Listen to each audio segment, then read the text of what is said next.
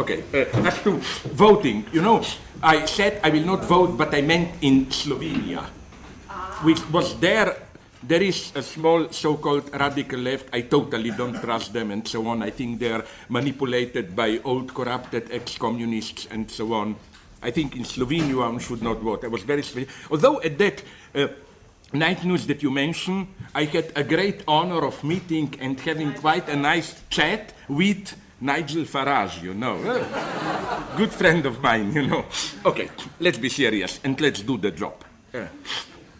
Again, it's usual for me to say, but this time, again, I really mean it, that I hope you will not be disappointed. What I will do today, it's literally what the title, I think, promises, towards a materialist theory of subjectivity, which means it's towards. I just want to address in a very naive way this question, which is far from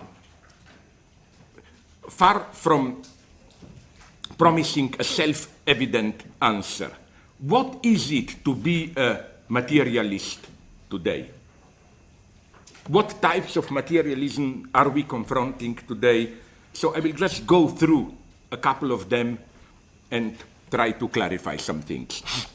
I think there are vaguely 4 or 5 versions of materialism today. First, the so-called reductionist scientific materialism, cognitivism, Darwinism, and so on. Then, the new wave of atheism, which aggressively denounces religion. Hitchens, Richard Dawkins, and so on and so on. My reproach, I will not deal with it here, to this materialism, you know, God is not great and so on, is precisely that it's not materialist enough. If by materialism we mean in a very traditional Marxist way to locate an ideological edifice in its social, political context and ask not only the question abstractly, is it true, is there God or not, but how does an edifice function in its, I'm sorry to use this vulgar term, social context? This question is, apart from this generalized enlightenment idea, you know, like religion confuses people, enables evil, or whatever you want, they don't approach this question. Then we have a third version, whatever remains of so-called discursive materialism, Foucauldian analysis of discursive material practices, Althuserian notion of ideological state apparatuses, where, again, this orientation does precisely what is missing in this aggressive atheism. They question, they observe an ideology in its material practice. But, again, I claim they are not materialist enough. And then we have the last wave to which I am, although they are not idiots. They are very interesting, some of them, but I'm totally opposed to this last orientation, which is the Deleuzian, or if you want to play with it, post-Deleuzian, so-called new materialism. In all its guises, from Graham Harman to Jane Bennett, and so on and so on. So let me begin with a simple observation. The paradox is that today it's an old point that I often make in my books, it is idealism which emphasizes our bodily finitude and which tries to demonstrate how this very finitude opens up the abyss of a transcendent divine otherness out of reach. You know, when somebody today talks about we are thrown into our finitude, our bodily constraints are irreducible, a positive condition of our spirituality and so on, far from being a materialist attitude. This is today almost, I'm tempted to say, an exclusive spiritualist domain. Whoever begins by this, you can be sure that he will turn spiritualist. And again, as I often emphasize, no wonder that The most spiritual of 20th century filmmakers, Andrei Tarkovsky, is simultaneously the one who was most obsessed with the impenetrable humid inertia on Earth. You know which is the ultimate Tarkovsky's scene of spiritual immersion. Precisely, a hero not looking up towards the sky, but down on the earth with his head in humid water, even mud, and so on and so on.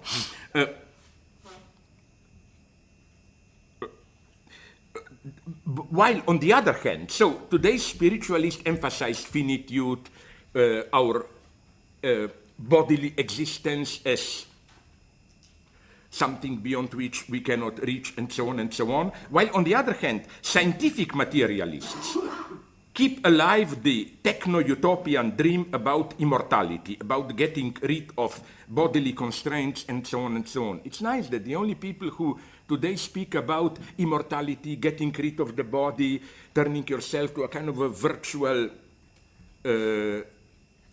entity, not being constrained by your finite body, are materialists.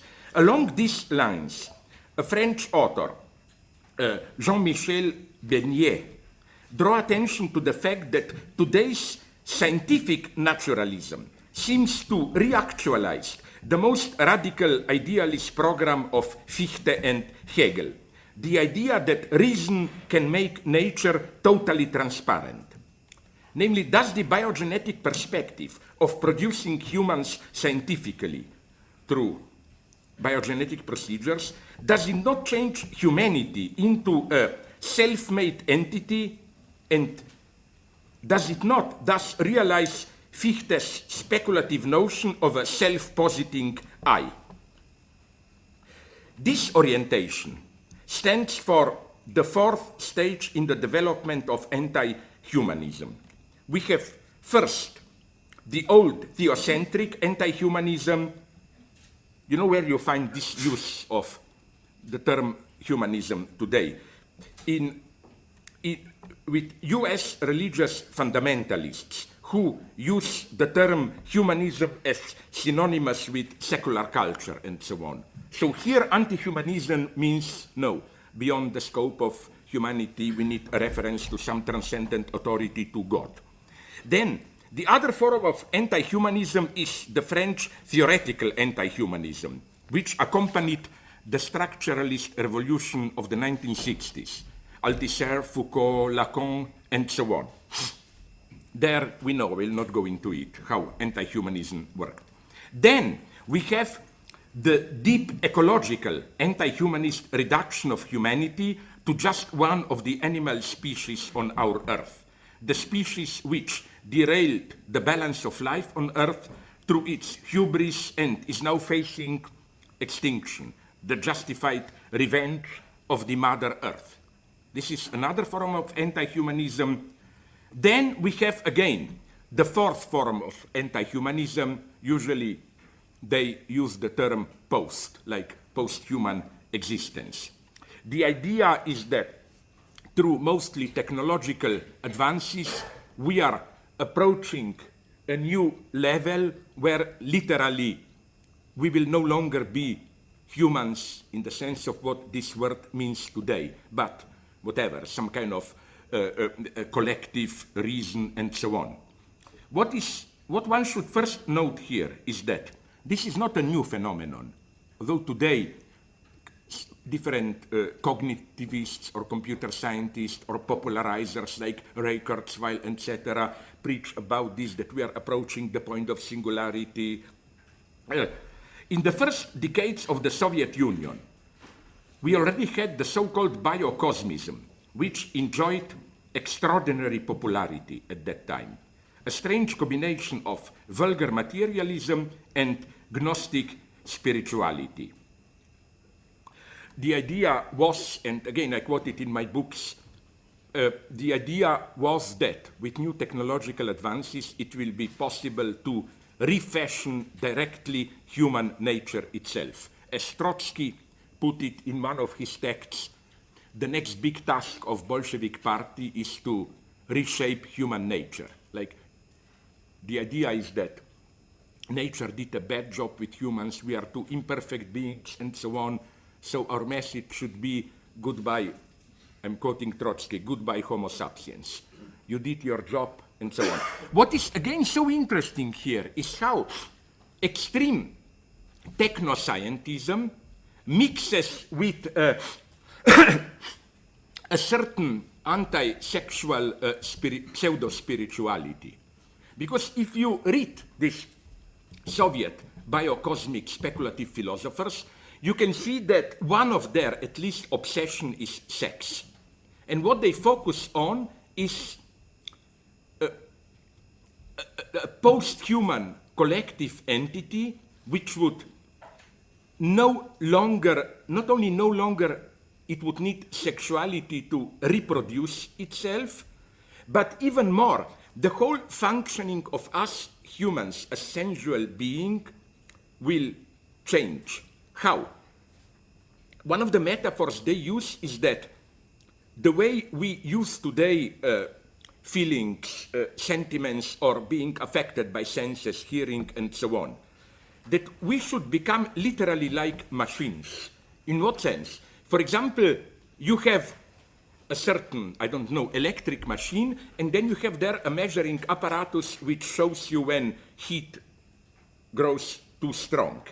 But for this, you, as a human guy who regulates the machine, you don't have to feel the heat.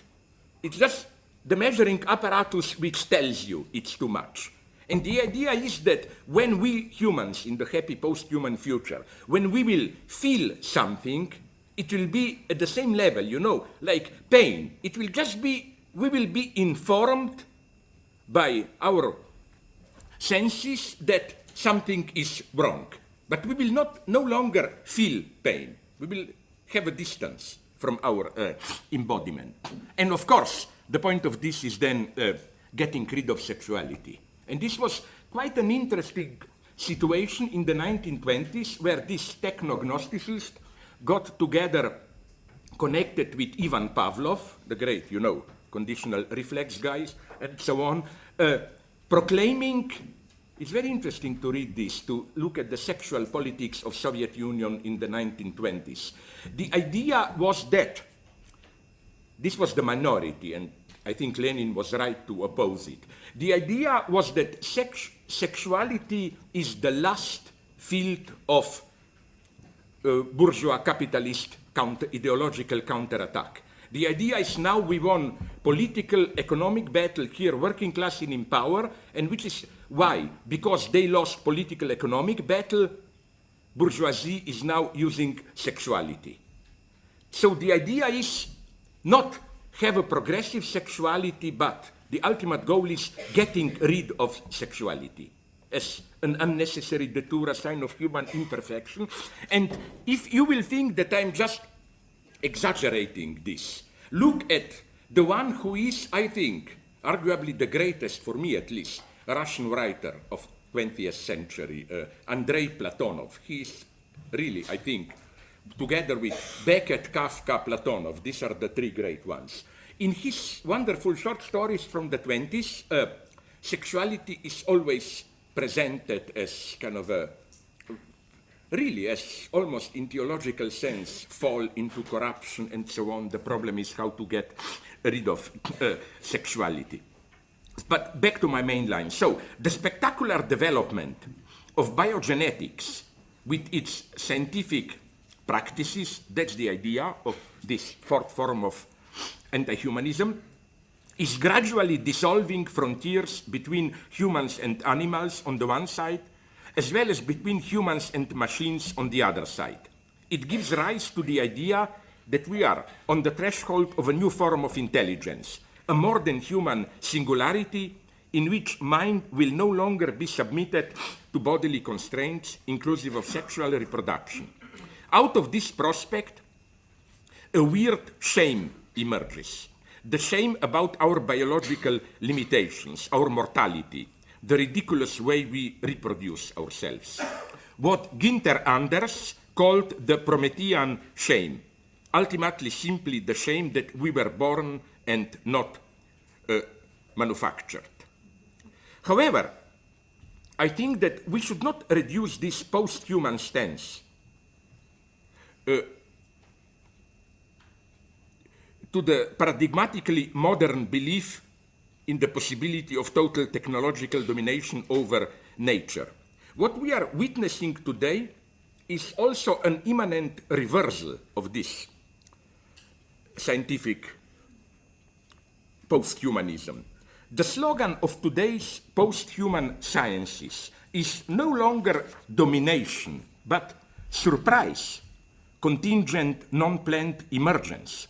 Jean-Pierre Dupuy, French philosopher theoretician of catastrophes, detected a weird reversal of the traditional Cartesian anthropocentric arrogance which grounded human technology. The reversal clearly discernible in today's robotics, genetics, nanotechnology, artificial life practices, and so on. Quote from Dupuy. How are we to explain that science became such a risky activity that, according to some top scientists, it poses today the principal threat to the survival of humanity? Some philosophers reply to this question by saying that Descartes' dream to become master and possessor of nature has turned wrong, and that we should urgently return to the mastery of mastery. They understand nothing. They don't see that the technology profiling itself at our horizon through convergence of all disciplines aims precisely at non-mastery. The engineer of tomorrow will not be a sorcerer's apprentice because of his negligence or ignorance, but by choice. He will give himself complex structures or organizations, and he will try to learn what they are able of by way of exploring their functional properties. He will be an explorer and experimenter at least as much as an executor. The measure of his success will be more the extent to which his own creations will surprise him, more than the conformity of his realization to the list of pre-established tasks. So I think that this is the first wonderful tension in this new post-human sciences and so on. You know how what they want is to trigger a process with no return. It's not only we have to have we have to have computers which will, as it were, start to self-regulate themselves and overcome us humans themselves. That's the measure of success. It's a very nice paradox, again, of how the desire for complete mastery turns into the desire to produce something over which we precisely will have no mastery. This is one perspective of materialism today.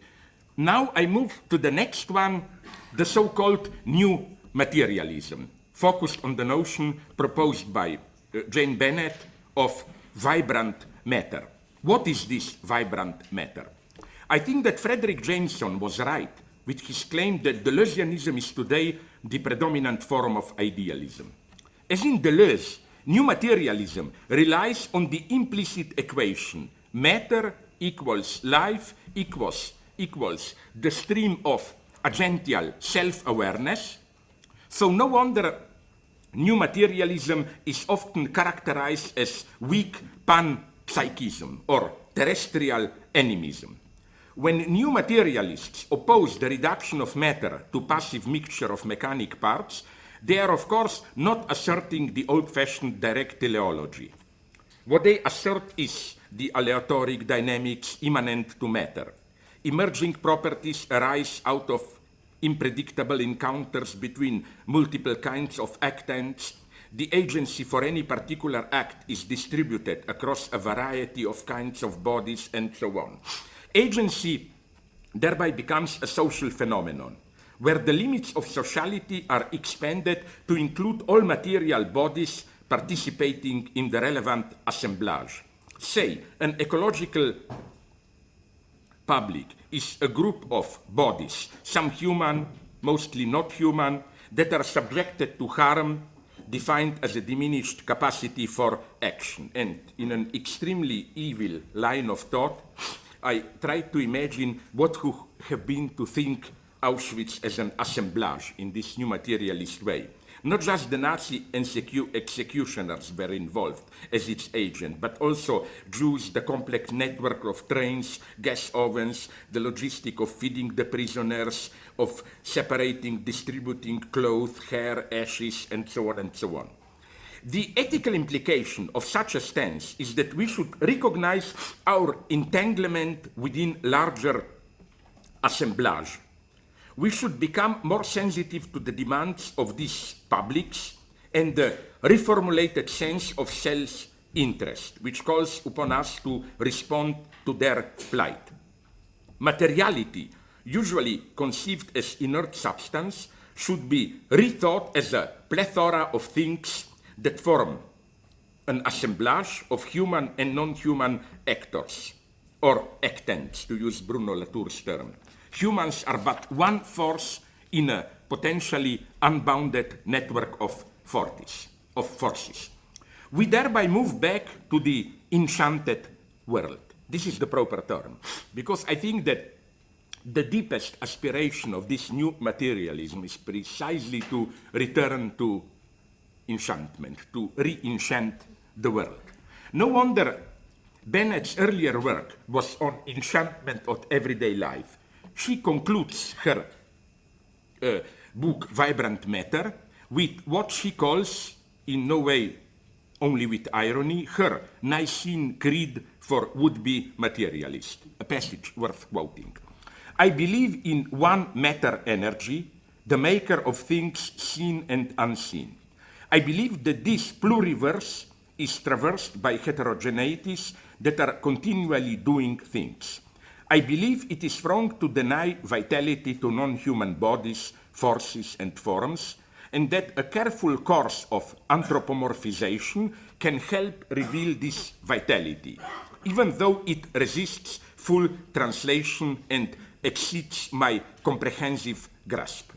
I believe that encounters with lively matter can chasten my fantasies of human mastery, highlight the common materiality of all that is, expose a wider distribution of agency, and reshape the self and its interests. End of quote.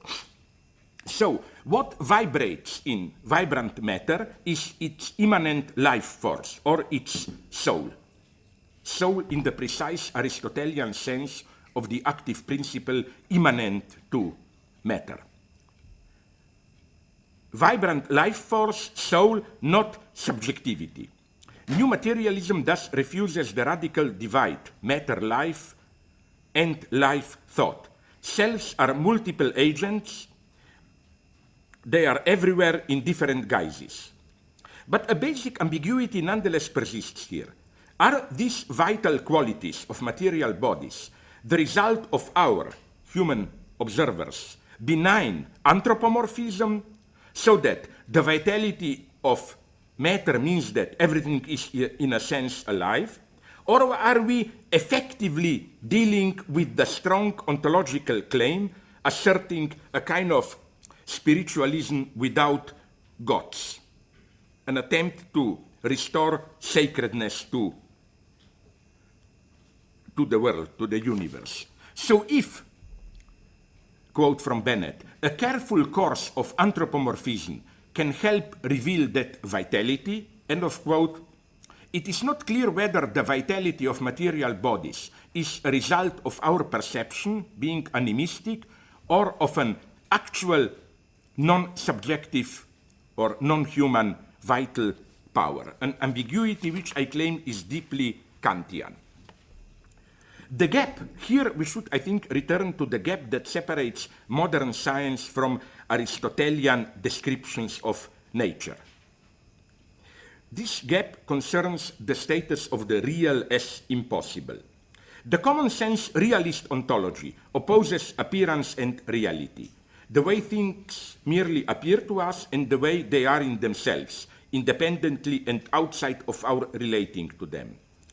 However, are things not already in themselves embedded in an environment related to us? Is not there in itself the ultimate abstraction of our mind, the result of tearing things out of their network of relations?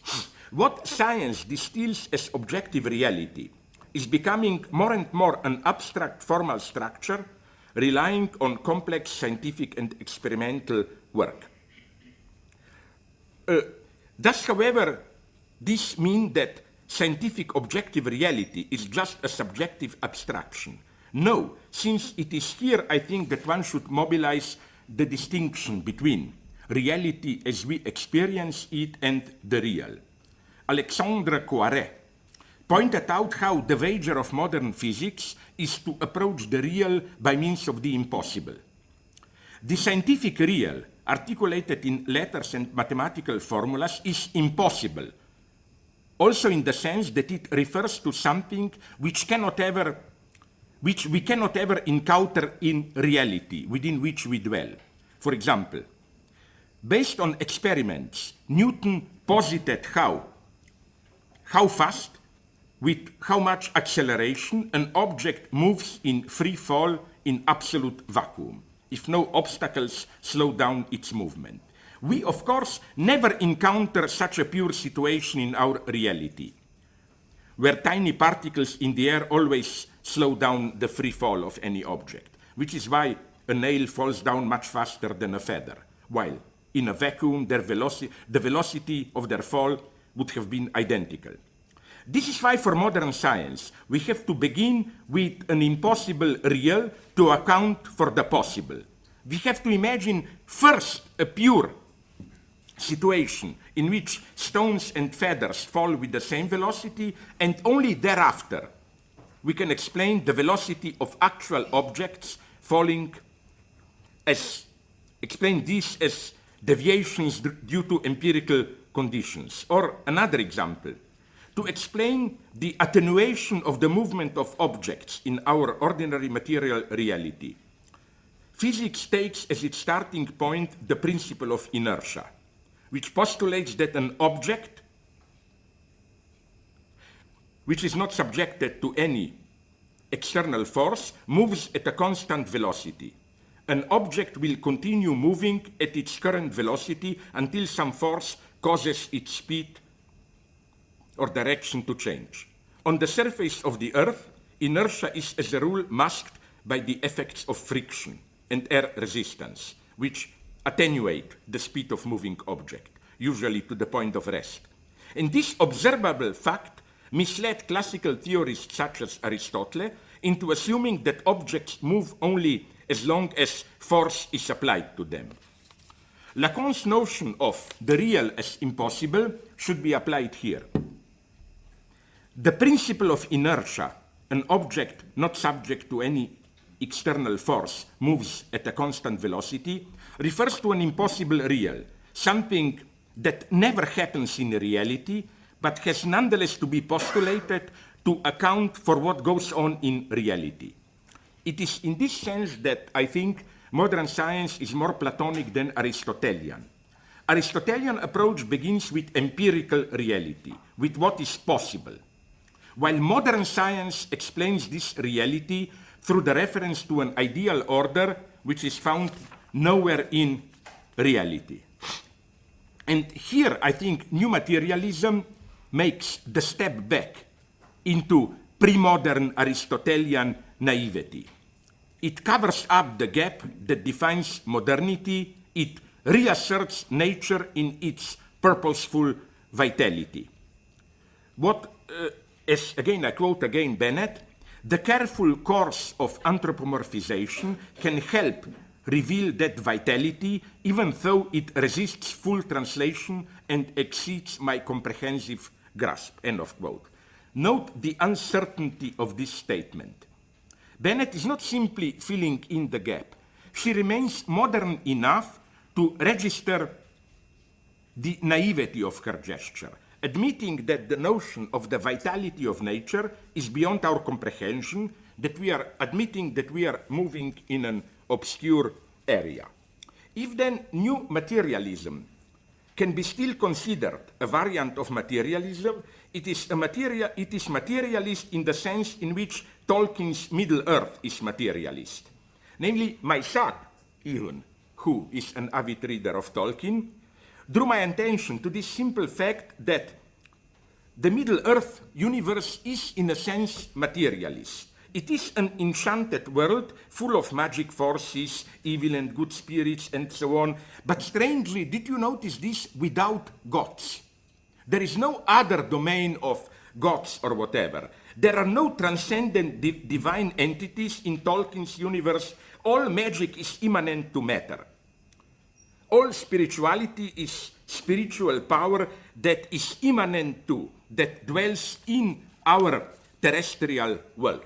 So here it's the first choice to be made.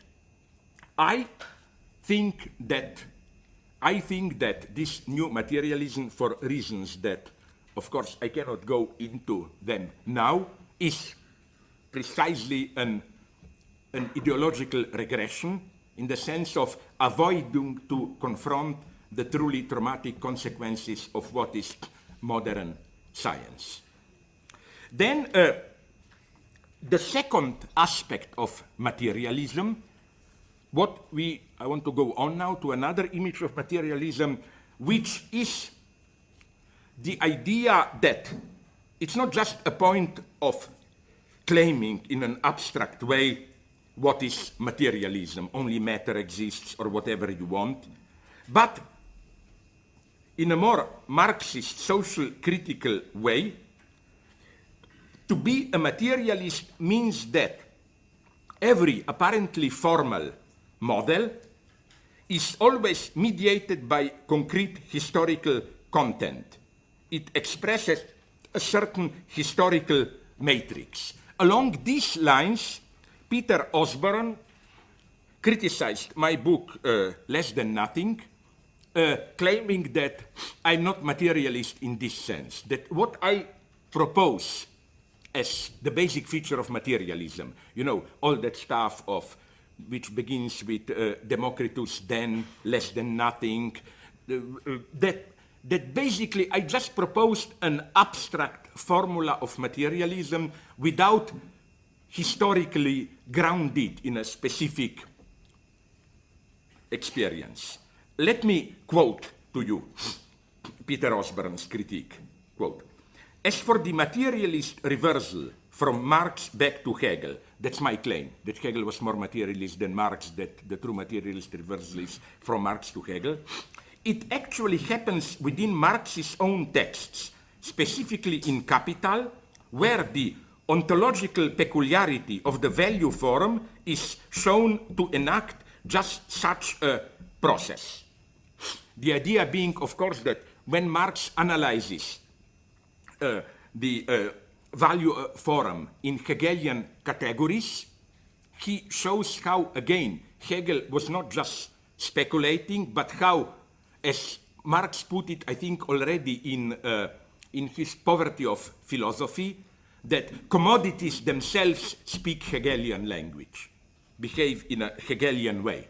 And again, the idea is one should not, a true materialist critique of Hegel is not just to show who Hegel is an idealist, in reality there is a social process, blah, blah, blah. One has to show self-reflexively how the Hegelian philosophical edifice itself is grounded in a particular social historical experience of commodities exchange and so on and so on. Because here I continue with the quote from Peter Osborne's critique. "However, it is ontologically particular to Capital, Hegelian speculative process, that is its materialism. In Zizek's terms, the contingent historical specificity of its necessity. Such dialectical logical necessity cannot be a feature of a general metaphysics without being precisely what it is in Hegel, idealism, because it lacks the capacity for sufficiently determinate, significant, that is practically relevant differentiation. Simply calling it materialism on the basis of its difference from an ancient philosophical logic of the one does not stop it being idealism in a broader sense." So again, even if I try to define materialism, to advocate materialism, I still defined it as an abstract theoretical stance, less than nothing, there is no one is always self-undermined, whatever. But this is not enough. To be a materialist, you have again to locate your own position and your opponent's position in a concrete, practical, historical process. End of reference to Osborne.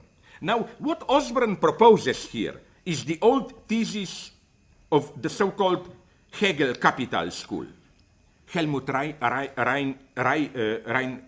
Reichert and some others in Germany back in the 60s, some very good scientists in Latin America, in Brazil, or in Japan even, the idea that the Marxist logic of commodities provides the contingent historical secret or basis of the Hegelian speculation. However, I think that it is not enough to say this. First, there is the fundamental ambiguity of the Marxist reference to Hegel, which begins already in Marx himself and goes on in Lukács, Adorno, and other Marxists. Namely, I ask you a very simple question. Sorry.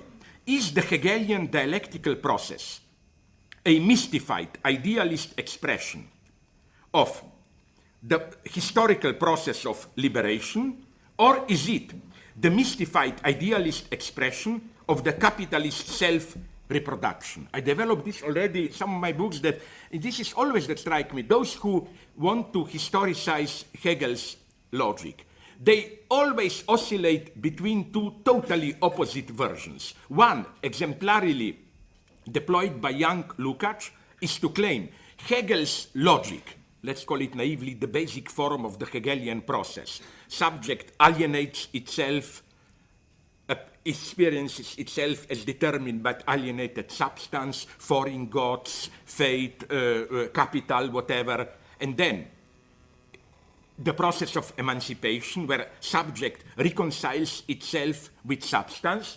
This is for young Lukács, as he put it, the mystified form of the actual liberation process of the working class. The true reconciliation between subject and substance is the collective working class reappropriating its own alienated product, capital. So again, Hegel's dialectical process, mystified expression of actual liberation movement. Then you have partially already in Lukács, but especially in Adorno, the opposite reading, that Hegel's dialectical process is a speculative expression not of the process of liberation, but quite the opposite, of the alienation itself, that the self-reproduction of capital is the real base of Hegelian circular self-reproduction of idea. What is so interesting is that you find the same ambiguity already in Marx himself. In Grundrisse, the famous text about pre-capitalist mode of production, there it's more on Lukács's side.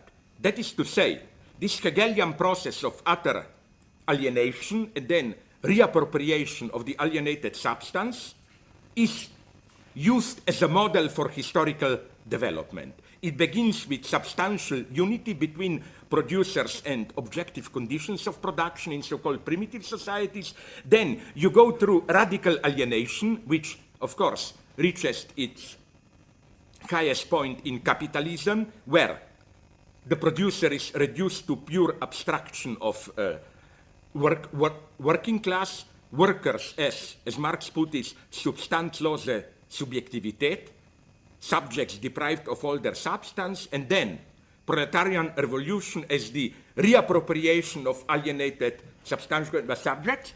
But then in Capital, he is more at the level of Adorno, whose idea is much more that Hegelian speculation is a mystified expression of the very movement of the capital. It's clear, for example, if you read in Capital, how Marx conceptualizes the passage from commodity to capital. In ordinary commodity exchange, the universality of value is a passive substantial universality. With capital, as Marx put it, universality of value becomes active agent. And is the active agent of reproducing itself. It's absolutely clear that Marx here, we all know that he was in the 50s reading intensely Hegel's logic, that it's the Hegelian passage from substance to subject, and so on and so on. This would be my first point, that Marx is extremely ambiguous here. Second, Marx is not only historicizing universals. He doesn't only analyze how a universality is always colored by a specific historical context, like the true secret of Hegelian speculation is self-movement of capital. He also develops how there is a specific epoch in which a universality, which is formally valid for all epochs, appears as such. For example, again, in the already mentioned text on pre-capitalist modes of production, Marx describes how the universality of labor only appears, come to exist in capitalist reality. Then, a third point, there is from Marx to Adorno always a set of propositions which are presented as trans-historical universals. For example, when Osborne triumphantly claims, the true Hegelian materialist approach is to historicize every statement. Okay, how do we deal with Marx's from 1859 preface to the Critique of Political Economy, where Marx summarizes the guiding principle of my studies, he says, a brief quote. In the social production of their existence, men inevitably enter into definite relations which are independent of their will, namely relations of production appropriate to a given stage in the development of their material forces of production, and so on and so on. I'm asking you a simple question. What is the status of these propositions by Marx? Clearly, they are meant as trans-historical social ontological universals. Clearly, Marx is not saying this holds only for capitalist society. What Marx would have probably said, the only way to historicize this is to say that, but it's only from the experience of the position of working class in developed capitalism that we can develop this theory. But nonetheless, it remains universal theory. Then let's make another example, another philosopher much beloved by Osborne, Adorno.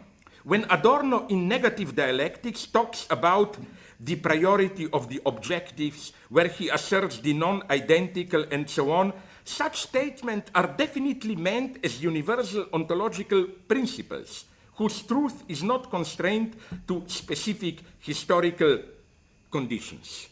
So again, I claim that even in their most radical historicism, Marx, Lukács, and others, they nonetheless make very strong, universally valid, trans-historical statements. They only claim, in the Hegelian vein, although it's more complex, that it's the privilege of certain epoch, and within a certain epoch, of certain historical experience, of certain agent, to gain access to this universally valid thesis. Then, let me go on with this critique. There is another properly Marxist aspect.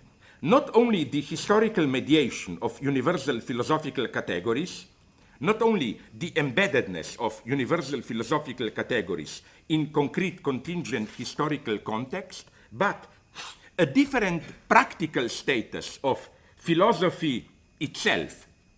As Louis Althusser put it in his short essay, Lenin and Philosophy, philosophy is class struggle in theory. It by definition involves taking sides, practical engagement. The young Lukács said the same thing in a different way when he emphasized that historical materialism is not a worldview, but a practically engaged stance. Of course, this is a great insight to which we should cling, namely that universal validity and practical engagement are not mutually exclusive. It's not that there are different ways to take sides, but the only access to objective truth is if you adopt a position outside the struggle. No, the beautiful, properly dialectical paradox is that precisely only from an engaged position can you see the universal truth. And I think this goes even for a concrete historical experience. For example, my eternal experience, I'm sorry for repeating myself, take anti-Semitic pogroms in Hitler's Germany. I claim that only from the deep identification with Jewish victims can you formulate, let's say, the social truth of anti-Semitism. It's totally wrong to say, okay, Nazis are blinded by their ideology, the Jews, they are too identified by their suffering, so we should step back and from a neutral view see it. No, truth in its very universality has to be partial. But again, back to Osborne's reproach, is this dimension of practical engagement not lost when I define materialism as just formally opposed to the idealist assertion of the one, as the assertion of some abyssal multiplicity against the background of the void? That is to say, when I propose my elementary, let's call it proto-ontology of less than nothing against the background of void and so on, am I nonetheless proposing a contemplative worldview there? My first counterpoint here would have been a beautiful paradox. I developed it in a debate with my good friend Mladen Dolar. Namely, you know, it's a critical point about Marx, you know, about his thesis, philosophers have only interpreted the world, the point is to change it. Yes, in a deeper sense, I know what Marx meant, it's true, this reproach. But nonetheless, one should ask a totally naive question. Did philosophers before Marx really only interpret the world instead of changing it? Did they all, starting from Plato, not propose a project for radically changing the world? I would say, show me one traditional philosopher who did not try to change the world. Plato, you know his miserable excursion to Syracuse, trying to convince the tyrant, up to Fichte and so on, Kant, project for eternal peace, and so on and so on. Now I come to my paradox. There is probably only one philosopher who explicitly rejected to change the world. He said, I just want to interpret it. It's Hegel, the main source of Marx. So that's a beautiful paradox. Where are these stupid philosophers who didn't want to change the world, just interpret it? No, I think that, and I think there is a deep truth in this. Hegel, as we know, was a truly contemplative philosopher, renouncing all project for a future, limiting his thought to paint gray on gray. You know, I will maybe quote it later, maybe I should do it now. You know, when in the preface to his philosophy of right, where Hegel confronts the demands that the world should be made better and so on, here is the famous quote. For such a purpose, philosophy always comes too late. Philosophy, as the thought of the world, does not appear until reality has completed its formative process and made itself ready. When philosophy paints its gray in gray, one form of life has become old, and by means of gray, it cannot be rejuvenated, but only known. Then, the mega quote, the big hit, the owl of Minerva takes its flight only when the shades of night are gathering. Robert Pippin, with whom I disagree but still appreciate him as a truly authentic great American Hegelian, Robert Pippin, I envied him for this, made a note here to which I think he doesn't respect it enough. A wonderful note, remark, so simple and evident. Usually, Hegel's philosophy of right, you know, the vision of the corporate state there, you know, is taken as Hegel's model. That's how today a rational state should be. But fuck it, should we not apply Hegel himself, his insight? Does this not mean that Hegel also is painting gray on gray, that the shades of night are already gathering on that? Isn't the very fact that Hegel develops his vision of state the sign that it's time it's over? So I think in this sense, again, Hegel is much more surprisingly open to change, and so on, and so on. So now I will try, being a materialist, to meet Osborne's critique on its own terms and to claim that I do what he demands from me, that I do provide a very specific historical experience on which I ground my ontological insights. Namely, where are we today in this regard? Radical historical self-reflection. A philosophy has to account for its own possibility. That is to say, how it fits its own historical constellation remains a full necessity. I claim that in some sense, even if we have to move further, something was achieved with German idealism, this necessity of self-reflection. You cannot simply develop an ontology. You have to account for how, why exactly at this moment such a philosophy is possible or even necessary. Of all the people, even the late Michel Foucault knew it. Probably you know how, apropos his history of sexuality, he pointed out how, Michel Foucault, how every thought, even a reflection on the ancient past, like his own analysis of the ancient Greek ethics, care of the self, and so on, is ultimately a very beautiful, Foucault's expression, an ontology of the present. He is well aware that it's the deadlock of what he, Foucault, sees as this confessional ethics which covers the span from Christianity to psychoanalysis for him, that it's the very deadlock of this ethics which conditions his return to pre-Christian ancient Greek ethics. However, I claim, today our self-reflection can no longer be the one of direct revolutionary Marxist subjectivity, whose exemplary case is, again, History and Class Consciousness by Lukács. Our moment, I claim, is a Hegelian one. Not the moment of the highest tension, when the teleological resolution seems near, but the moment after, when the resolution is accomplished but misses its goal and turns into a nightmare. And I claim this is why also we should return from Marx to Hegel. This is the Hegelian problem. Hegel's basic problem is how to remain faithful to the original goal of resolution, in this case of Enlightenment, French Revolution, how not to turn towards a conservative position, how to learn to discern the resolution, how to keep it alive in the very failure of the first attempt to actualize it. Hegel, of course, refers here to French Revolution.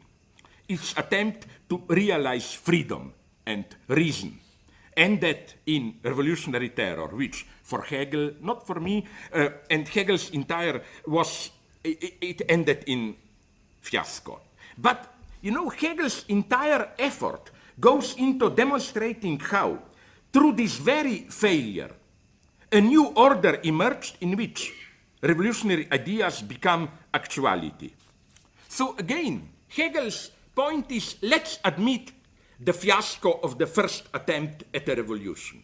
But his problem is not a conservative one. Oh, we went too far, let's have some organic order. No, his point is precisely how fully to admit, to take into account this fiasco, but nonetheless remain faithful to the original insight. Hegel emphasizes this to the end. French Revolution was the greatest event, and one should say this for Hegel. He even mentions very positively Haiti as the Haiti Revolution in this context, and so on and so on. I think, frankly, isn't this our situation today? How to actualize the communist project after the failure of its first attempt at realization in the 20th century. I think this is why, the same as with Hegel, our task today is how to repeat it, how to do it again, how to remain faithful to it, but nonetheless, how not to, how should I call it, wash away the fiasco, how to see the fiasco in its even up to a certain point, tragic necessity, but nonetheless not to renounce the revolutionary goal. Isn't this our position today?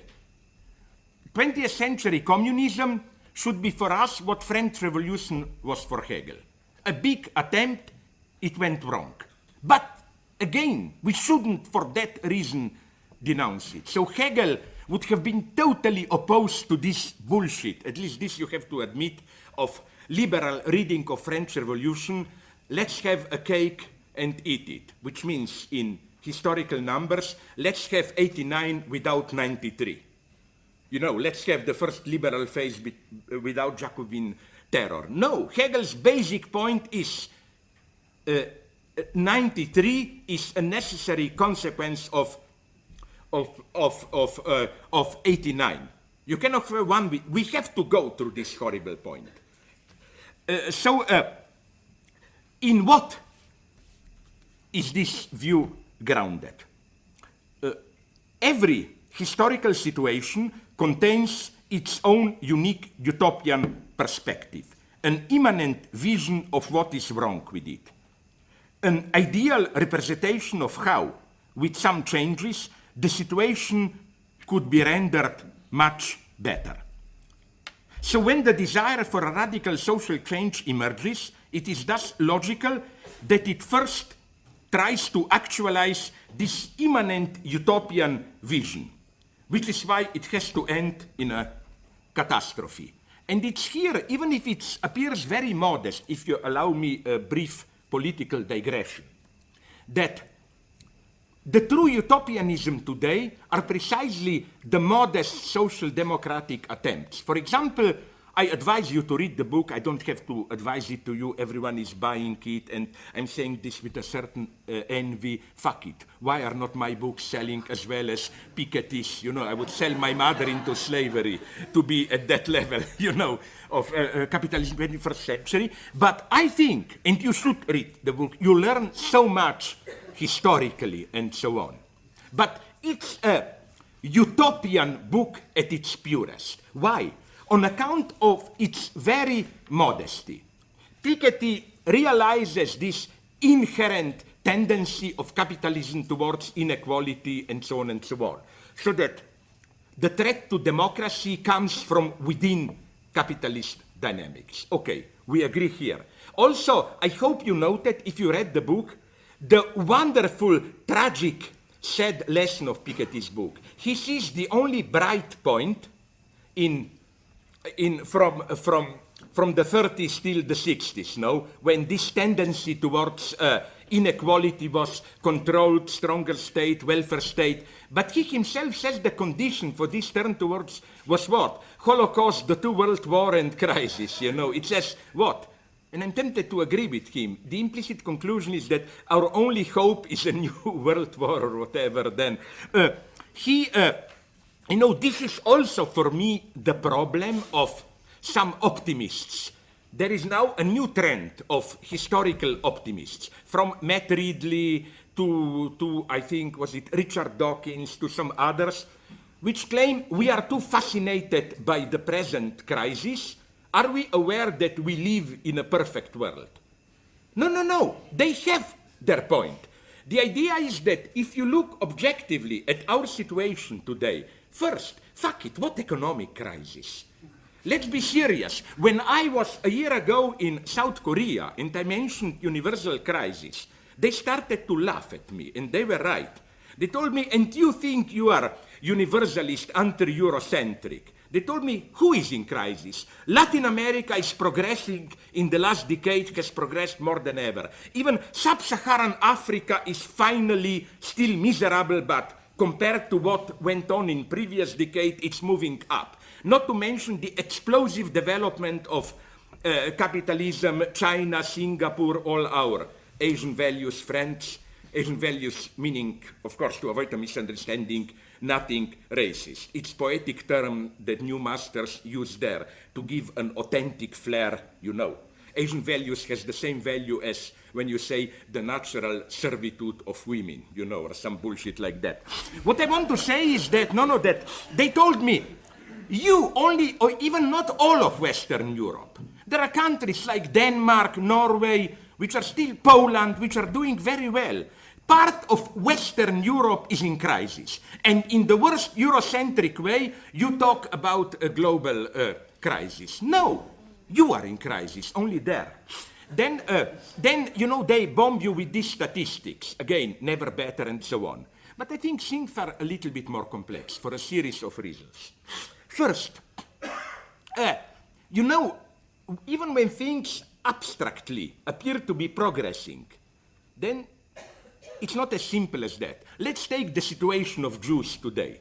Compared to 100 years before, the situation of Jews is definitely much better, except in some countries which we should criticize, deplore. At least in Western countries, open anti-Semitism is no longer considered respectful, and you should never forget how 100 years ago, how common and publicly acknowledged anti-Semitism was. I was told by friends that in Princeton University, even 30 years ago, they still had a, how do you call it, lists, percentage of Jews allowed to enroll and so on. Jews have their own state, blah, blah, blah. So you can say, you see progress. Let's not lose nerve, things are better. Yes, but there is a tiny problem. In between these 2 days, something happened, no?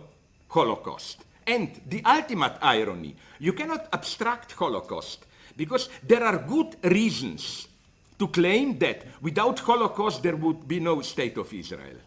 That it's precisely as a reaction to Holocaust, blah, blah, blah. So this is first problem. Second problem, it's a totally wrong idea beneath this of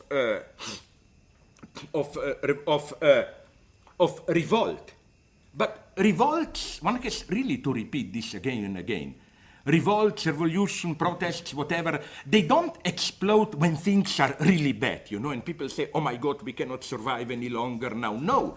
The model typical of a revolt is when things get a little bit better and then expectations explode, and then let me take a very problematic political example, but I think it's true. I've spoken to my friends from Egypt. Tahrir Square. Let's be frank, Mubarak was by far, I'm sorry to tell you this, he was a bad guy, corrupted, yeah, blah, blah, but he was definitely not simply an old-style total domination. He even tolerated a small communist opposition, there were debates, and especially a new educated middle class of young people emerged and so on. And as the result of all of this, of their expectations which were frustrated, you get the revolt. It's the same in China. Yes, they have to fear, and they know it. They know it, the Chinese authorities. They have to fear revolt now, when things are developing explosively, not under Maoism, which is why the lesson is very sad of this. Unfortunately, there will not be a revolt in North Korea, you know.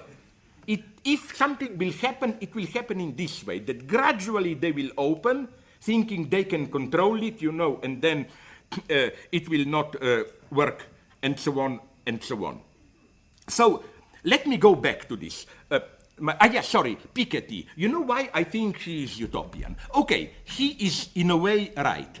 The 20th century overcoming of capitalism didn't work. But he then generalizes this implicitly. Okay, he accepts it as a good Keynesian or whatever. Capitalism is ultimately the only game in town. All alternatives ended up in fiasco. So we have to keep it.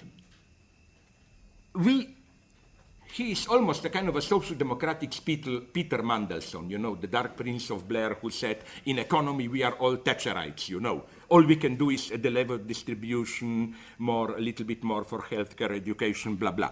So what I'm saying is that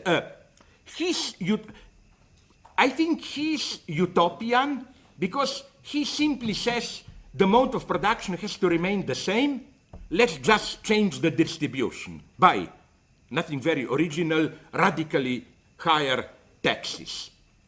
Now here problems begin. Here the utopia enters. I'm not saying we shouldn't do this. I'm just saying that to do this and nothing else is not possible. That's his utopia.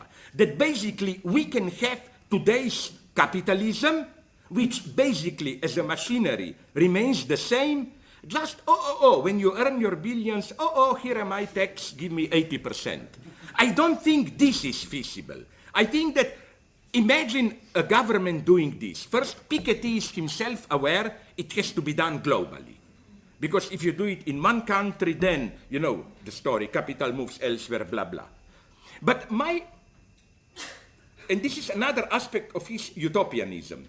My claim here is that if you imagine a world organization where the measure proposed by Piketty can effectively be enacted, then the problems are already solved. You know, then already you have a total political reorganization, you have a global power which effectively can control capital, we already won. So I think that in this sense he cheats.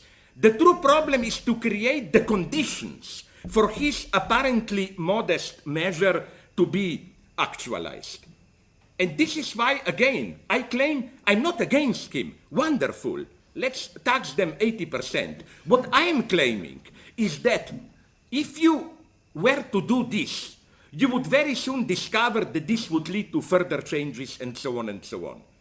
I'm saying that the true utopia, again, and this is what Hegel meant by abstract thinking, that you just imagine one measure, of course, and nothing else changes. Of course, it would be wonderful to have today's capitalism with all its dynamics, just at the level of redistribution, you change it. But this is utopia, I claim. You cannot do it, because again, a change in redistribution would affect that mode of production, capitalist economy itself. I don't know in what way. I'm just saying that sometimes utopia is not anti-pragmatic in the sense of, radical change, and again, no, let's be modest, do this. Sometimes to be modest in a false way is maybe the greatest utopia, you know, to be a realist. It's something like a ridiculous example, I know, and I'm ashamed to mention it because Piketty is not this, you know. Like some Nazi sympathizer who said basically Hitler is right, organic community, blah, blah. Just why doesn't Hitler get rid of this disgusting anti-Semitism, you know? There was a strong trend even among Jews. There was a minority of conservative Jews who basically addressed Hitler in this way. It's a very interesting story. Like, we agree with you, national unity, blah, blah, but why do you hate us? We want to be with you, you know. That's utopian thinking. This is where the old Marxist, so much maligned notion of totality comes in, you know.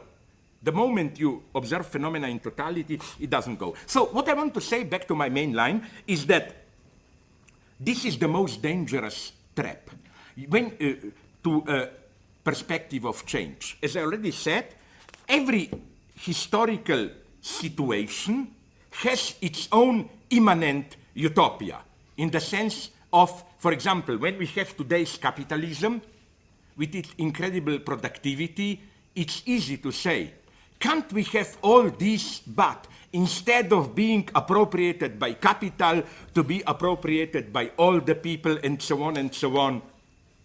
But precisely such a simple reversal logic is a dangerous utopia. And here, I don't have time now to go in detail in it, but here I think Marx should be criticized, that his vision of communist is still this immanent negation.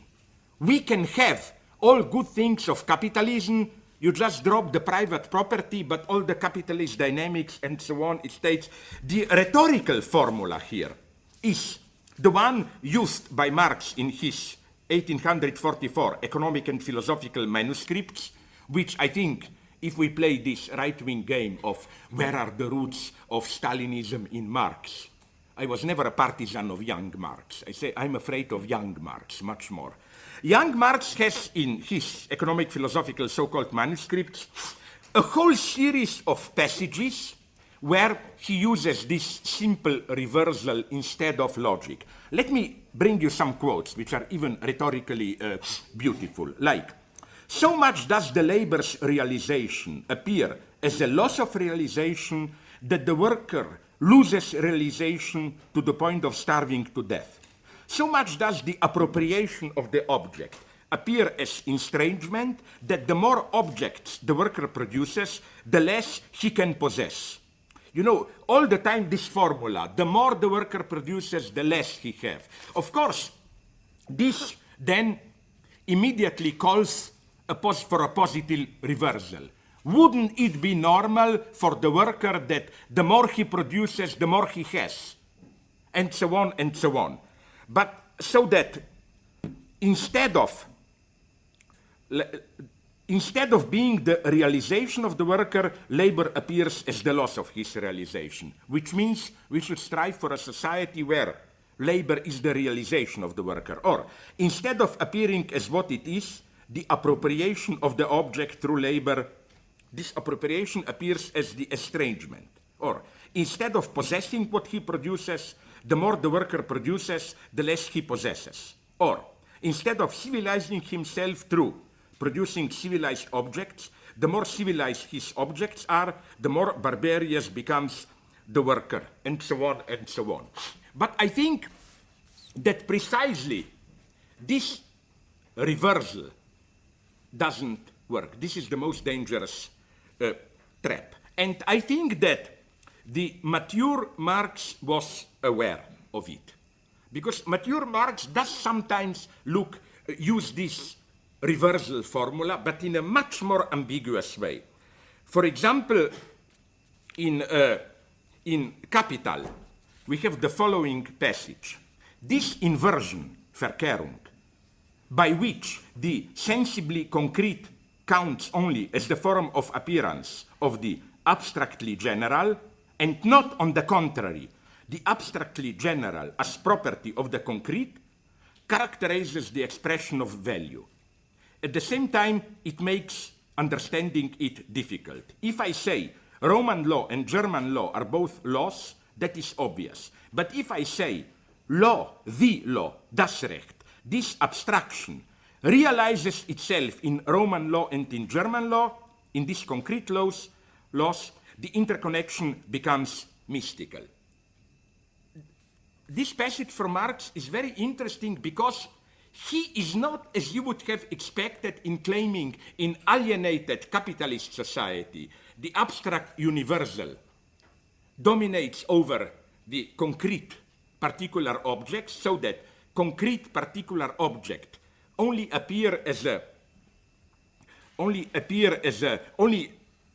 are experienced as the form of appearance of abstract universality, while normally abstract universality should only be a property of really existing particular objects. No, Marx is not a simple nominalist. The thesis of Marx is precisely that both are the two sides of the same pathology. Marx's point is not, let's simply realize a society where, abstract is subordinated to concrete and so on and so on. The point of Marx is rather that this concrete experience, objects are, the only thing that exists are particular objects, universal property is just an abstraction, that this is precisely our ideological self-experience, and that its truth is this speculative reversal. And to get rid of the speculative reversal, you must also get rid of this simple empiricist approach. And I think that the problem with communism was precisely that in this sense it tried to actualize the inner utopia as if of capitalism itself. And we can trace the consequences of this even to later catastrophes, like the great leap forward in the late 1950s, when Chinese communists decided that China should bypass socialism and directly enter communism. The Chinese communists referred to Marx's famous formula of communism: from everyone according to his abilities to everyone according to his needs.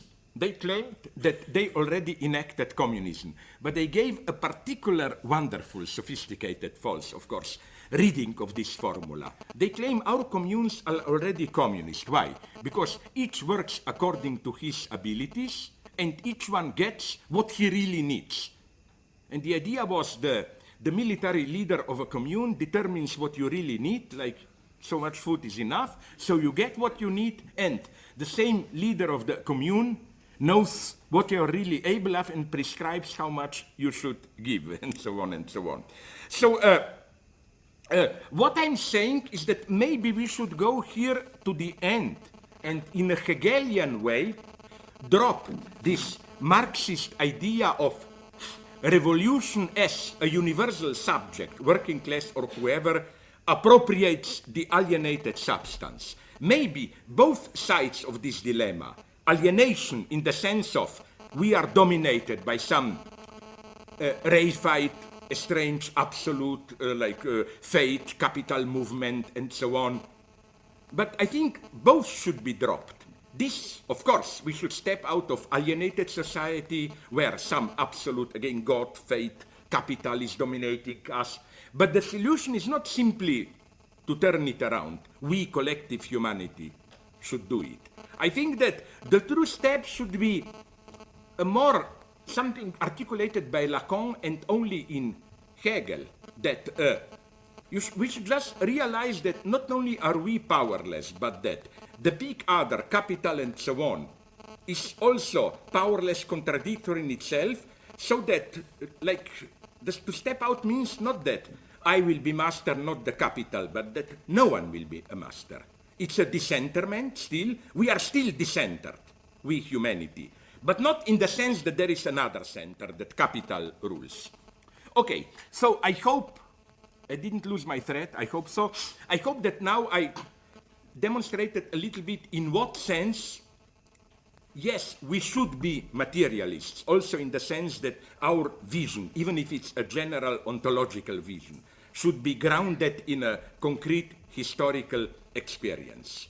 But I think that what I and my friends are doing, to put it in vulgar terms, meets precisely this criteria. Again, our problem is how to remain faithful to revolution, to a revolution after the fiasco of its first attempt. Now, if I can go a little bit more over to the last example where I would like to demonstrate what materialism is. The Althusserian theory of ideology as the model of this insisting on materiality, of ideological state apparatuses and so on and so on. I think that Althusser misses something there. What? Althusser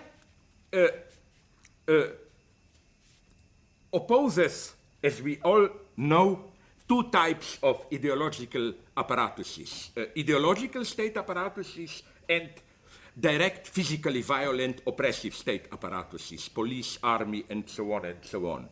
The problem is how he thinks, how he conceptualizes their interaction. For Althusser, what distinguishes state from other social apparatuses is that, quote from Philosophy of the Encounter, that everything that operates in it, in the state, and in its name, whether the political apparatus or the ideological apparatus is silently buttressed by the existence and presence of the public armed physical force. That is not fully visible or actively employed, that it very often intervenes only intermittently or remains hidden and invisible, all this is simply one further form of its existence and action. One had to make a show of one's force so as not to have to make use of it. It is sufficient to deploy one's military force to achieve by intimidation results that would normally have been achieved by sending it into action. We may go further and say that one can also not make a show of one's force so as not to have to make use of it. When threats of brute force or the force of law subject the actors in a given situation to obvious pressure, there is no longer any need to make a show of this force. There may be more to be gained from hiding it. The army tanks that were stationed under the trees of Rambouillet Forest in May 1968, the forest near Paris, 68 events, are an example. They played, by virtue of their absence, a decisive role in quelling the 68 riots in Paris. End of quote. The first thing to note here is the radical change of terrain that occurs when we pass from the first to the second level of avoiding the use of direct force. So as you got it, Althusser distinguishes three levels. First level would be the direct use of brute force. The second level is you make a show of force so as not to have to make use of it. Like you just organize in a city where revolt is growing, a big parade, just tanks, column of tanks and guns through the main avenues, and people will be scared, you don't have to use them. Then, when people are aware of this threat, it's even more efficient not even to make a show of the force, because you know, precisely everyone talks about it, are arms there, blah, blah, blah, and even if nothing happens, it can work. So again, what we are dealing here is a kind of negation of negation. First, we negate the direct use of force by replacing it with a mere show of force. Say, again, in a tense situation, authorities decide to parade columns of tanks through popular quarters of the city. Then, this negation is itself negated. There is no show of force with the authorities expecting that this absence will have an even more forceful deterring effect than the open display of force. This is precisely, incidentally, a nice example of the difference between imaginary and symbolic. The direct display of force is imaginary. It fascinates you, the image of tanks with all their noise. The second was is purely symbolic, presence, absence.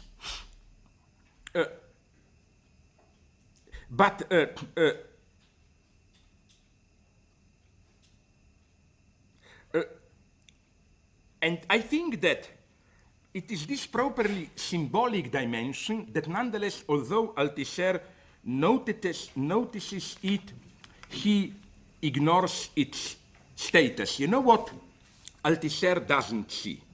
He is right in saying the threat is enough, even the threat of non-showing it.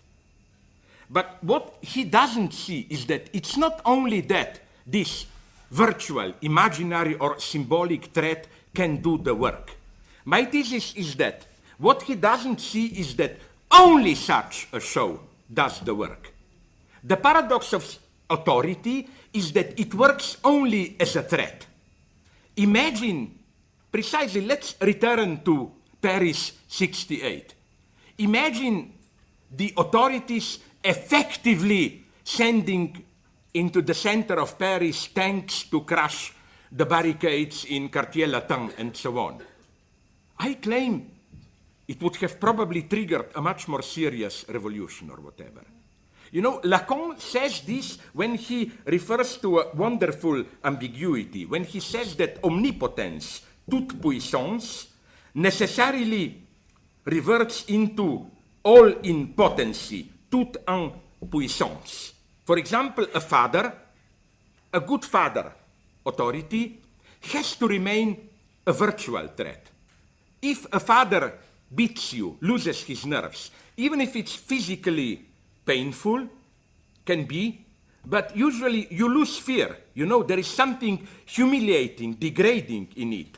The true authority has to remain virtual, which is why I think, for example, the Chinese were right when they made their crackdown at Tiananmen, with hundreds at least of death, into a non-event. It would have been a catastrophe by them to show publicly in the media the tanks crashing, the demonstrators. It had to be in a way spectralized, you know. Nobody knows what happened, and so on, and so on, and so on. So my point being is that You see, here Althusser is too much of a vulgar materialist.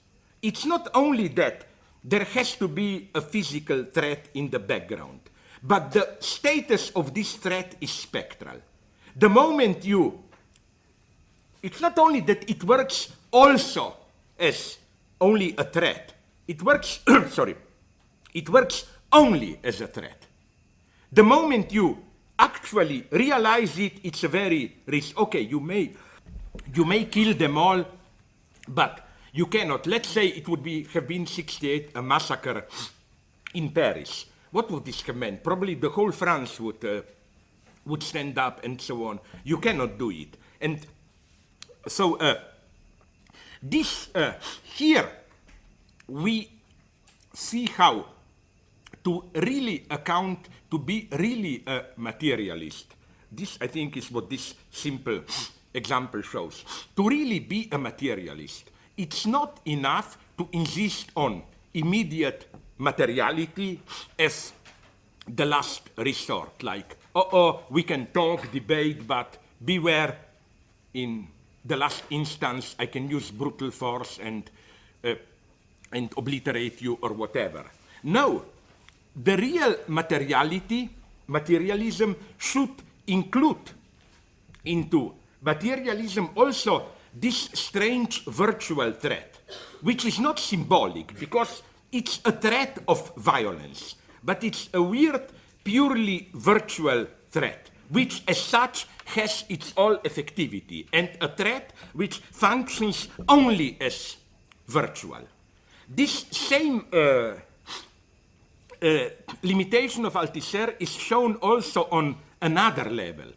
In a similar way, Althusser, when speaking about ideological state apparatuses, endlessly repeats in a boring way how they are ultimately material apparatuses, like, for example, religion is not just beliefs, teachings, theology, it's the material practice of rituals of this or that, and so on and so on.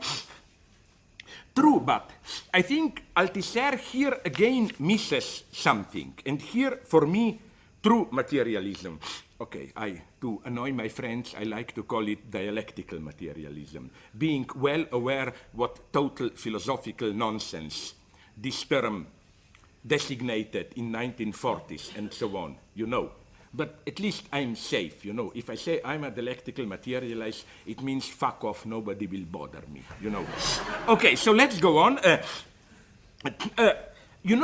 When Lacan talks about the big other, what he means is not just the ideal symbolic system, but a weird materiality, if by materiality we mean effects outside the sphere of meaning. A certain materiality which is at work within the ideal order of language as such. And it's not a material materiality in the sense of language exists in works and so on and so on. It's all that Lacan is aiming at with his notion of decentered subject and so on and so on. It's a strange ideal materiality, but it's materiality in a sense of a mechanic, nonsensical force at work in a symbolic system. Where can we find this materiality? Now with this I will conclude.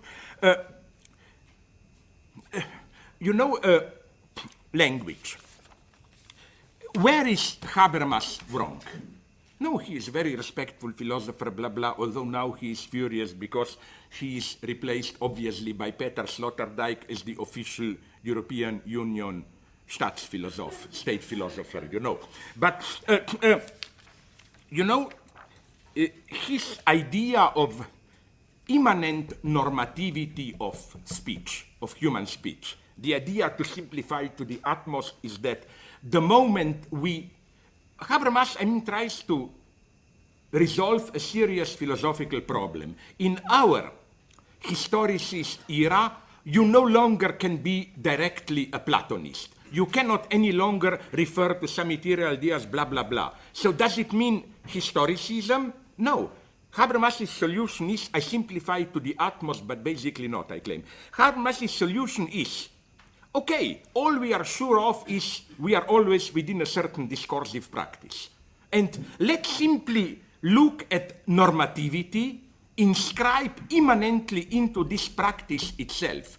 Habermas is not saying, when you speak, you should speak sincerely and truthfully. No, Habermas is saying, by the very act of speaking, of participating in a dialogue, you act as if, or you claim to tell the truth, to blah, blah, blah. So that it's a kind of a immanent normativity involved in very intersubjective communication. Here, I think things get problematic. Why?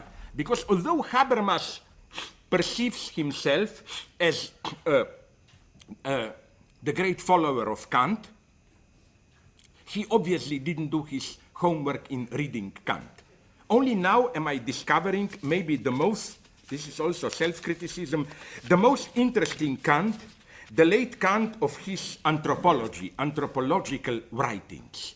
What Kant does there is precisely, we really find a kind of a Pascalian, Althusserian Kant there. In total contrast to what we officially perceive as Kantian philosophy, which is, you know, this inner sincerity, something counts as moral act only if you really meant it for no profit, for no personal gain and so on, only if you did it only for the sake of duty. But here we found a much more pragmatic Kant, not pragmatic in the sense of taking into account circumstances, but precisely pragmatic in the sense of how does all this normativity involved in symbolic communication work in actual life. And Kant concludes or presents a great celebration plaidoyer for hypocrisy, insincerity, and so on. You know, it's almost elaborated in detail the Pascalian vision.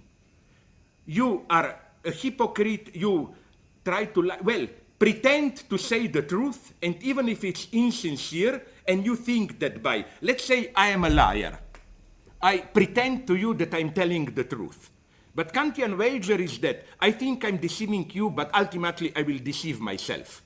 And I will starting to believe my own illusion. And then Kant goes here into such wonderful detail when you can lie against all the big Kantian motto, you know, under no circumstances you should lie. Here you have a great celebration of lying, of how the only way to do it is to begin by lying. A celebration of faking, of all that stuff. What does Kant know here? Something which was in an incredibly ingenious way, I claim, indicated by, my God, if there is a thing for which I would be ready, as I like to say, to sell my mother into slavery, is to be myself the author of that title, the most beautiful of Walter Benjamin's titles, I think, you know, the one on language in general with specific considerations to human language, no? Because, you know, what does Benjamin want to say here? Benjamin is not Prince Charles, who speaks with trees and all that bullshit, you know. He is not saying, apart from human language, we have the language of bees, all the stupid stuff, you know. Turn 2 steps left and on that bush you find all the honey you want, whatever. He is not saying that. He is not saying there are DNA, animal language, maybe, if one is to believe Prince Charles, trees are speaking, or in Slovenia we had a stupid mountain climber and he deserted. He died in Pakistan. He was such a new age jerk when people told him, but how can you just climb up mountain? And he said, you know, before I approach a mountain, I always ask the mountain permission. And if I get, No. The point is that there is only one language, human language. But even in this case, we have to distinguish between universal and particular.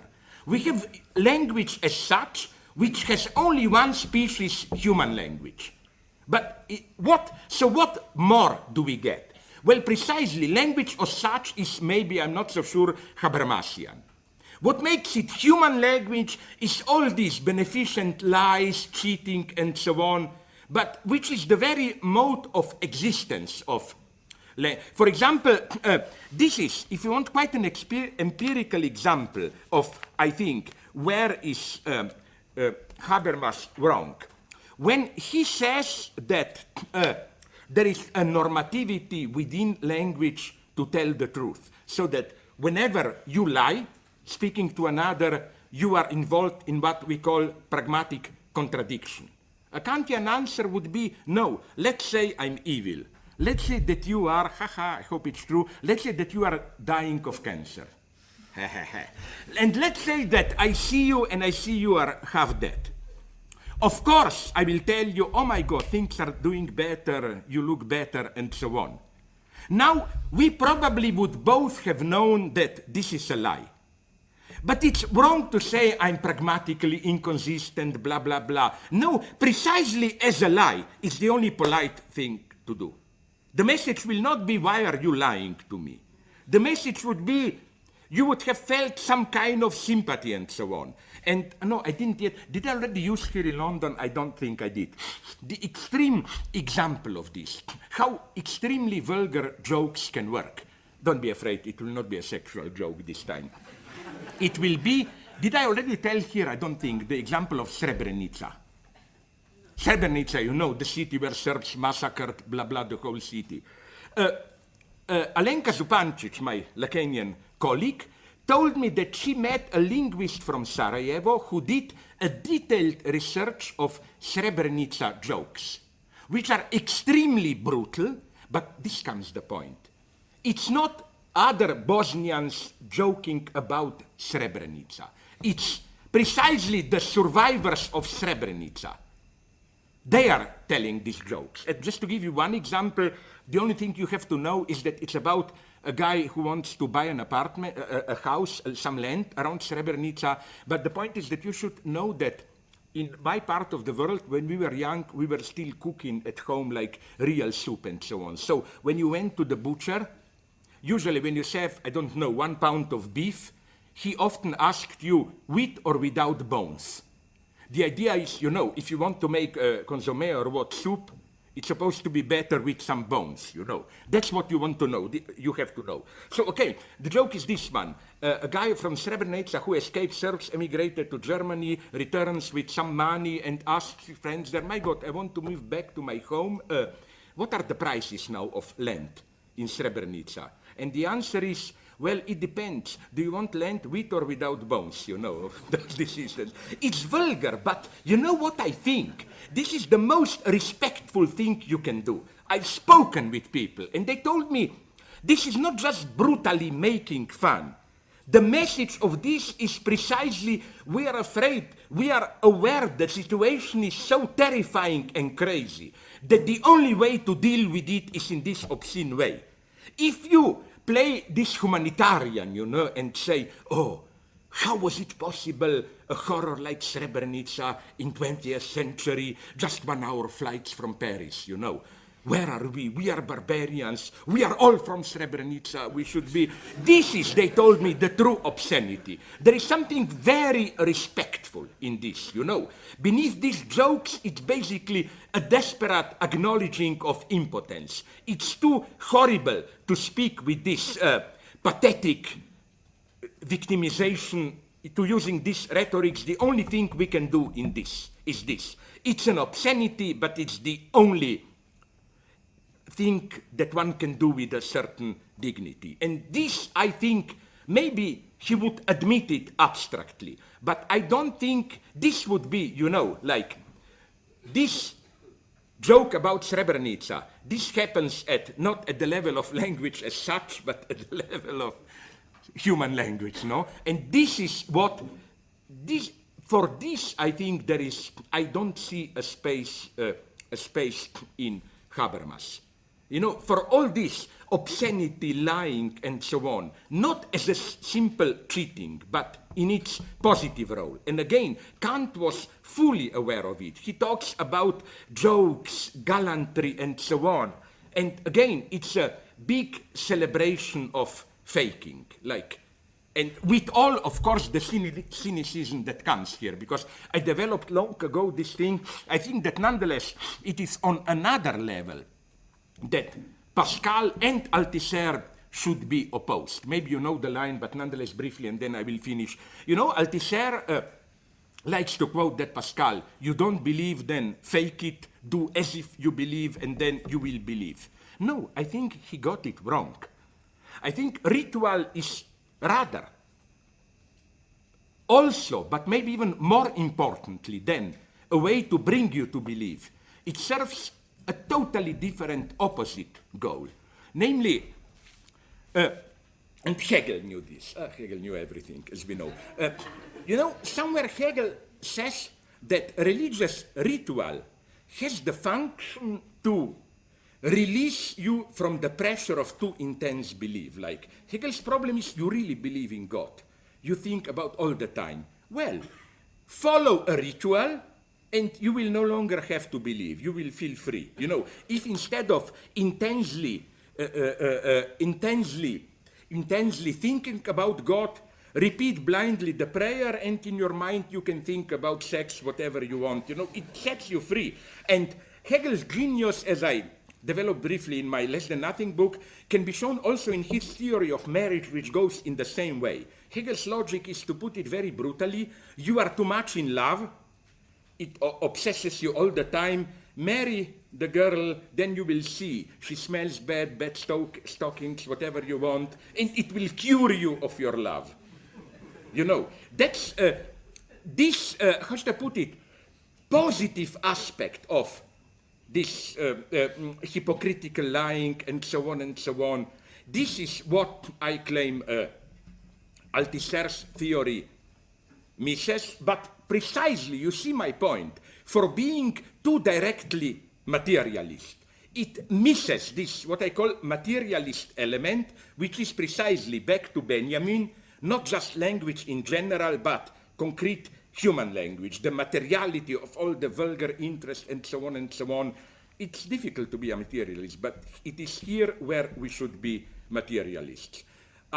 These were just some introductory notes. If you want a little bit more of serious stuff, come Saturday afternoon. Unfortunately, since I am a co-organizer of that event, of course, brutally, I wanted to manipulate it so that at the end, and this was the first timetable, no? At the end, it's Rowan Williams and me, which means me and Rowan Williams, which means me and me, with in the background Rowan Williams. No.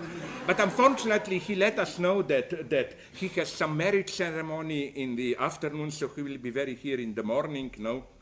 But it happens. So what I want to say is that there I want to go into with much detail into in what sense even religion can be conceived in a materialist way, especially with the notion of subjectivity, and now I even discovered what is really great in. I will try to rehabilitate against this Badiouian notion, which is, I think, too naive of, you know, subjectivist event engagement. No, I think we should rehabilitate the mortal sin of sloth, which can also function as boredom. You know, in either or, Kierkegaard has a wonderful passage where he says boredom as the ultimate sin is the explanation of entire human history. God was bored, so created the world. Then he was bored just looking at the stupid creation. He wanted someone to talk to. He created Adam. Adam was bored. God created Eve.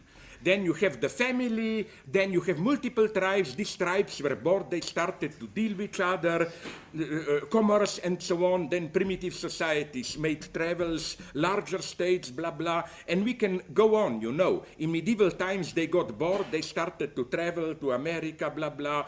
Today, we are bored, we want to reach other planets. So the idea is all great things come out of boredom, no? And my point would be that what we find only in Judeo-Christian tradition is this very fine idea that, and here I'm even opposed to my good friend very partially, I love him, Badiou, who thinks that boredom, ethical failure, and so on is a negative mode of positive achievement. But you now is in this constructivist term, no? First we start with good and evil is just the failure to do good. No, I remain a Hegelian here. I think that in order to have an authentic event, you need boredom, this self-emptying as an intermediate stage.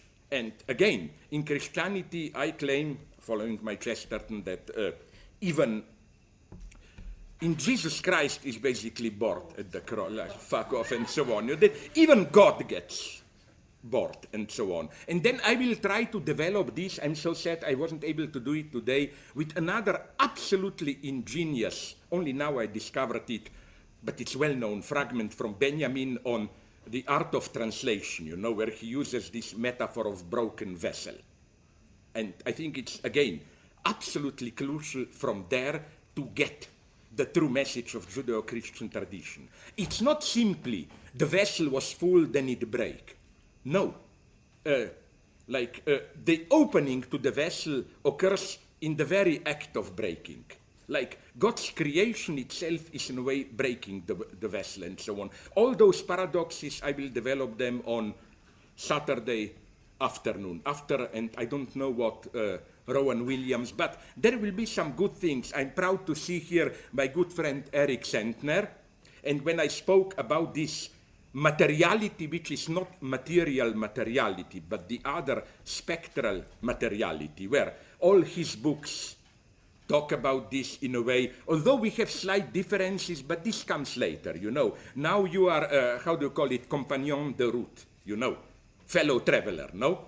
And maybe 20 years from now, if you win, you send me to Gulag or vice versa, but let's leave this for later, you know, now. So you will have him, you will have many interesting things. I really think, and I'm saying this with sincere surprise, because first, when Kostas told me to do this, I thought, okay, it will be another bullshit, let's just take some fashionable topics, blah, blah. And then, my God, I was so surprised that maybe it will not be even total bullshit, you know, what we do. So please come, it's worth coming, you know, because I hope Eric will agree here with me. The task is precisely this one, to put it briefly.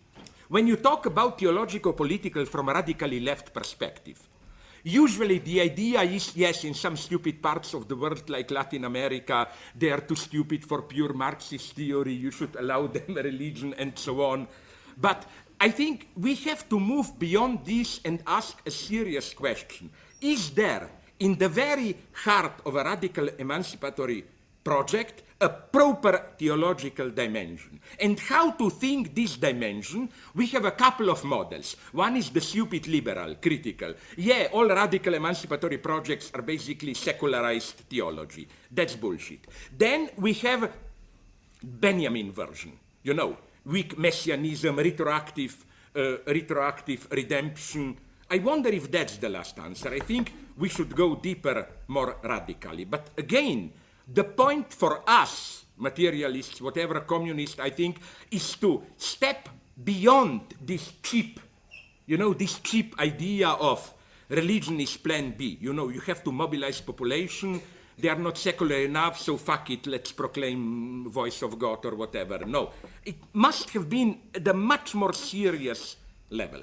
We will try to do it. Thanks very much for your great patience. I hope I exhausted you so that now I can have my moment of hypocrisy and to say, you know, I would like so much to debate with you for another hour, but unfortunately we are too tired, you know. So. Are you tired? Sorry? No, are you tired? I'm never tired because, like Comrade Stalin says about communists, I'm made of a special matter stuff. I'm not like other people. Okay, to save the occasion, let's take one question so that we have now debate in general, but with one. Please, do you have some question? Yes. What do you make of Benjamin's critique of historical materialism? You mean which one? From those theses on history? Concerning the philosophy of history. I wonder, I love the text. I always refer to it, and I think it's where precisely Benjamin can be wonderfully read together with Freud, compulsion to repeat all the time. My problem is this model of revolution as retroactive redemption, you know. I love this idea of retroactivity, blah, blah. But what I'm saying is that, is it really that the only way to imagine a revolution is this total act of redemption, you know, like kind of a moment where all the past is redeemed and so on? I wonder if this is what I find problematic, not in the sense that it's too teleological, too idealist, but I wonder if this is the only model. Otherwise, of course, I immensely admire it. I mean, but it should be really read in detail. You know, it should be read in detail, because the references to this weak messianic force, this, that, it's the same problem as, for example, in his critique of violence. It's incredible how, since everyone loves Benjamin, no? But since we live in times where we fetishize, in a bad sense, violence is horror, the problem is what to do with his divine violence. And it's quite comical to read. It's the same problem with Fanon, no? That they desperately try to downplay it as if Benjamin really meant with divine violence some purely symbolic gesture, well, no blood is spilled, just some... No, I'm sorry. It's absolutely clear from Benjamin's description that whatever he meant with divine violence, it's really violent blood and so on. It's the same with Franz Fanon, you know, everyone is embarrassed, isn't it too much, and so on and so on. So I think that this is why, again, it's incredible in his politics against me, the one whom I call like Voldemort from Harry Potter, the one whose name should not be mentioned. Some humans call him Simon Critchley, no? He tries to give his reading, and he gives a pure liberal humanist reading, as if divine violence means you think about it. And when it really is no other way, you apply a little bit of violence. No, this is violence as means. Benjamin's big definition is that divine violence is, it's means without goal, without aim. It's not you want a certain goal to achieve when there is no other way, okay, let's do it. No, it's precisely violence which is its own aim. It's something nonetheless much more radical there. And precisely because of this, I claim, it's not totalitarian violence. Totalitarian violence always has a precise goal, and so on. You know, this is where we should demystify violence. Even in the Middle East, I am against terrorism and so on. But you know, it's a little bit critical, ironic, you know, when Israel or other occupiers claim, but we are for peace. I believe them totally, sincerely. But you know what's the problem? The occupier is by definition always for peace, you know. Because you occupy a land, of course you want to have it peacefully, no? So, you know, it's so important to be very precise here, how should I put it, you know. What do we mean with all this? For example, this would be a nice point of going into the theologico-political. What exactly does Benjamin mean with divine violence? Because again, it's absolutely clear that it's not this humanist idea of, oh my God, we have to shoot some people, but let's really take care that, you know, this is pure instrumental minimalism, like let's kill as little, of course we are, but then again, the question remains, no? So in this sense, yes, and maybe you know about it, I will tell you what we are doing. Me and my friends, Udi Aloni, my Jewish friend whom I mock all the time. He's the source of my anti-Semitic jokes. I tell him my Balkan jokes against us. You know that we are now organizing